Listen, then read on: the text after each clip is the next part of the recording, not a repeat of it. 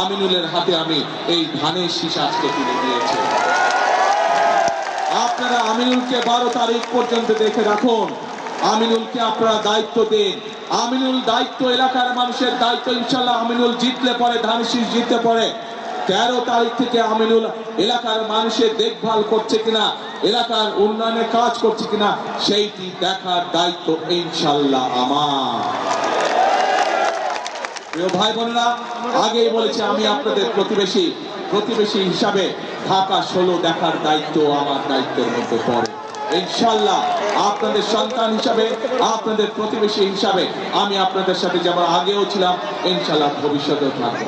প্রিয় ভাই বোনেরা, বক্তব্যের শেষে আবারও আমি আমার আমিনুলের জন্য, আমাদের দলের ধানের শীষের জন্য সামগ্রিকভাবে এইখানে যত মানুষ উপস্থিত আছেন, আপনাদের মাধ্যমে আপনাদের যে সকল আত্মীয় স্বজন বন্ধু বান্ধব সারা বাংলাদেশে ছড়িয়ে ছিটিয়ে আছে, আপনাদের মাধ্যমে তাদের সকলকে ধানের শীষের জন্য ভোট চেয়ে আমার বক্তব্য শেষ করছি।